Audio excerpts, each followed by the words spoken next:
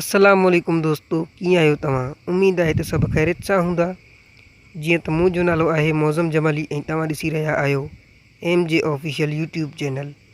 दोस्तों, अॼु असां ॻाल्हि कंदासीं सिंध जे मशहूरु फ़नकारा निगत नाज़ जे बारे में।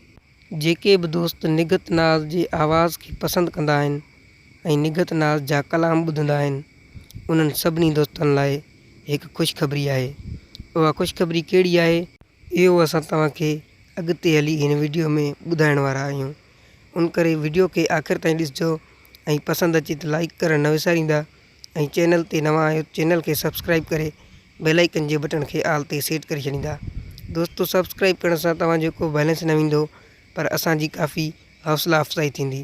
त दोस्तों, हलूं था पंहिंजे मेन टॉपिक जी तरफ़। दोस्तों, निगत नाज़ जो हिकु न्यू एल्बम अची रहियो आहे। दोस्तों, निगत नाज़ जो जेको न्यू एल्बम अची रहियो आहे उहो आहे एल्बम नंबर 786। दोस्तों, हिन एल्बम जो चीफ सिलेक्शन आहे सैयद सागिर शाह।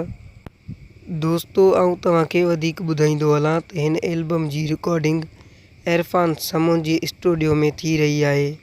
दोस्तों, हिन एल्बम में सिंध जे मशहूरु शाइरनि जी शाइरी पिणु ऐड थियल आहे।